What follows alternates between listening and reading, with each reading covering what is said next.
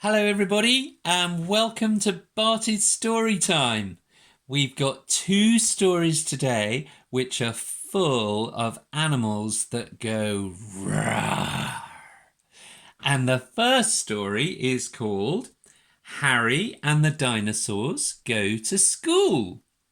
Here's Harry getting ready for his first day at school, and here in the bucket are all his dinosaurs. Let's see what happens. Here he is, coming down the stairs. It was a very big day for Harry. He was starting at his new school. He was very excited because one of his friends, Charlie, was starting that day as well. But Stegosaurus said he didn't want to go. Not after Triceratops told him about no roar was allowed in the classroom. Mummy said not to worry, school would be fine. Can you see all the dinosaurs getting ready for school? There's one up here looking in the mirror, and one here who looks very excited. And look, there's one, oops, there we are, on top of the banister. There. Well, Harry blew his whistle. Toot, toot, toot, just like a good teacher. Get together in twos, holding hands, my dinosaurs, he said. No talking now, and jump into the bucket. And the dinosaurs did just what Harry said. Into the bucket they all went. All except Stegosaurus. He was so nervous. All his plates were rattling. Harry had to give him a special stroke. There. Sam said, "You can't take dinosaurs to school, stupid." That's why her toast fell on the floor. Do you think Harry might have had something to do with that? I think he might, don't you? Can you see? Well, off they went as Mummy took Harry to school, and they whizzed down the hill on their bicycles all the way to the school at the bottom of the hill. When they got there, Mrs. Rance was waiting. Here she is, Mrs. Rance was waiting at the classroom door when Harry and Mummy arrived. "Hello, Harry," she said. "Welcome to your new school." They all said goodbye to the mummies and daddies, and the mummies and daddies waved them goodbye. Then Mrs. Rance said, "Harry, here are the coat pegs. This is where you can leave your coat and your lunchbox." Harry was too shy to say that he didn't want to leave his dinosaurs in the bucket by the coat hooks. So he didn't say anything. And that's why his dinosaurs got left outside the classroom. Oh dear. Harry missed his dinosaurs. Here he is.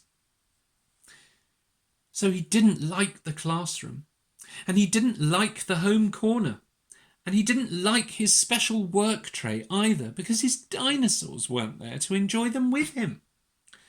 And Harry felt sorry for another new boy with a digger who cried when his mummy went home.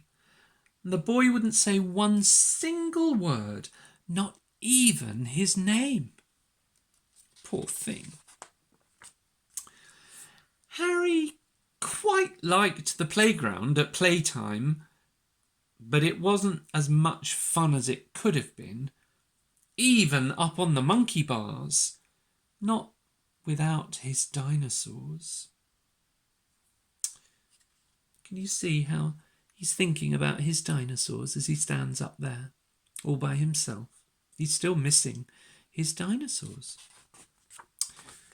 Back in the classroom, the digger boy still wouldn't speak. Maybe he wants to go to the toilet, Harry suggested. I'll show him where it is, shall I? Mrs. Rance said, "Oh, Harry, what a good idea, and how thoughtful of you, thank you."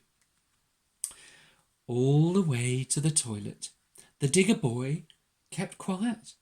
He didn't say anything, and it was the same on the way back, until they got to the coats, where they heard a voice, very sad and very soft. "Roar," it said. "That's my dinosaurs," said Harry. "They miss me. Would you like to see them?" The digger boy nodded.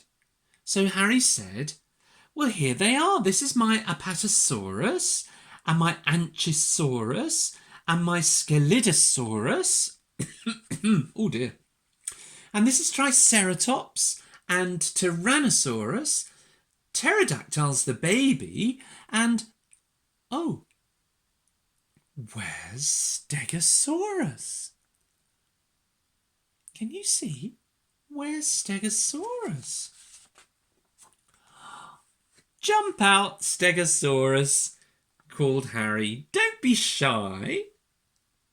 But Stegosaurus wanted to whisper in Harry's ear. "Ah," said Harry. "Stegosaurus says he'll only come out if he can have a ride on your digger." And do you know what? Digger Boy said yes. Well, he nodded yes, and he passed his digger over to Harry for Stegosaurus to have a ride in. Look how excited Stegosaurus looks. He's going to have a ride in a digger. When Harry and the digger boy got back to the classroom, Mrs. Rance said, "Oh, good. Dinosaurs. Oh, Harry, I love dinosaurs. Do they go roar?" Well, roar went the dinosaurs, and they blew all the windows of the classroom wide open. "My goodness," said Mrs. Rance, "that was a loud roar." Well, they all sat down in the classroom. "Now we're going to make new labels for our coat pegs," said Mrs. Rance. "Hands up, who knows how to write their own name?" The boy with the digger put his hand up. Can you see he's got his hand up just here? "And what are you going to write?" smiled Mrs. Rance. "Jackosaurus," said the boy. It was the very first word he'd spoken all day, and what a good joke too. All the other children laughed and laughed and laughed. Harry felt very happy. Oh, here he is. Harry felt very happy. Charlie and their new friend Jack sat together at a table with all of the dinosaurs. They laughed and they roared, and they made beautiful labels to show where they belonged and where their coats were. Digger Boy made a label with a digger on it, and Charlie made a label with a lovely flower on it. And what sort of a label do you think Harry made? That's right, a label with a dinosaur on it. And that is the Endosaurus of our story. And there we are, Harry's first day at school. What an exciting day, and meeting all his new friends. A lovely and exciting story that was. And we've got time for one more story. And as I said, this is a story of some more animals that go roar as well. Can you see who they are? Lions. That's right, the story of Daniel and the lions. And this is an exciting story that you'll find in the Bible. Shall we see what happens? Here we are.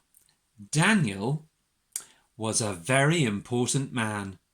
He was one of 3 ministers, 1, 2, 3, chosen by the king to help him rule the land. They were very important. Daniel worked very hard, and he soon became the king's favourite. And one day, the king decided to put Daniel in charge of everyone. Good old Daniel. But the other 2 ministers were cross. "Why should Daniel be more important than us?" they grumbled. "He's not even from this land," whispered one. "And he only praises his own God," whispered the other. Together, they came up with a plan to get rid of poor old Daniel. I wonder what that plan's going to be. It's not a very nice thing to do, is it? The 2 ministers went to see the king. "O king," they cried, "you are so great.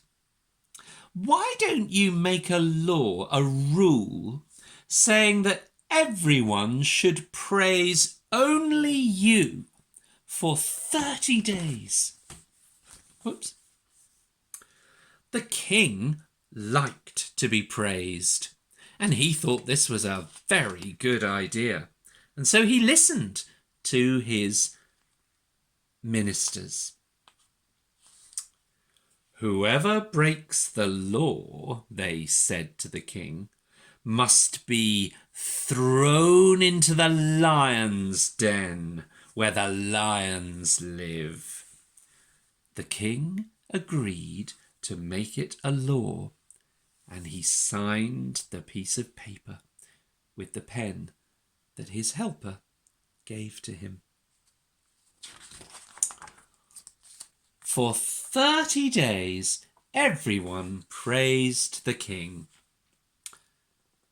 except Daniel. Daniel went home, knelt at his window, and praised God, just as he always did, because he knew that it's only God who should receive that sort of praise. The 2 naughty ministers were spying on Daniel, and when they saw him praising God, they went straight to the king. Oh, they're naughty. Here they are, come to see the king. "O king, you are so great," they said. "Daniel praised his God. He didn't praise you. He has broken the law." When the king heard this, he was very sad, because he liked Daniel, and Daniel was such a good minister. "Whoever breaks the law," the naughty ministers said, "must be thrown into the lion's den," they said. "The law is the law," sighed the king sadly. And so Daniel was taken to the deep, dark lion's den. Inside, the lions prowled, and they growled, and they even roared as Daniel was lowered down into the den. The lions sniffed and snarled poor old Daniel. What's going to happen? The king looked into the den. I hope your God takes care of you, Daniel, he called to him sadly. I hope your God looks after you. A big rock was rolled over the den, so there was no escape. Daniel sat in the gloomy den. The lions circled around and around him. But then, suddenly, an angel appeared in the den, and the lions calmed down and settled down and lay quietly at Daniel's feet. How amazing! An angel came to look after Daniel. The king went back to his palace. He couldn't eat. He couldn't work. He couldn't sleep. All night long, he tossed and turned in his bed, worrying about what was happening to poor old Daniel. Had the lions gobbled him up? In the morning, as soon as the sun came up, the king hurried to the lion's den. He gave orders to roll back the stone. Daniel, he called, Daniel, has God looked after you? Has God saved you from the lions? O king, you are great, said Daniel. God sent an angel to tame the lions and to make them friendly. I am safe here with my friends the lions. Wow, what an amazing thing! The king was so happy as Daniel was lifted from the den. There wasn't a scratch on him anywhere. And the king made a new law. From this time on, he said, everyone in the land should praise and worship the God of Daniel. Daniel's God is a great God because he is the true God. God's law is the law from now on, he said. And there we are, the end of the story of Daniel in the lion's den. Well, thank you for being with me today for Barty's story time. And I hope you enjoyed our 2 stories with all the rahs that were going on. And I look forward to seeing you next time. Bye-bye, everybody. Bye.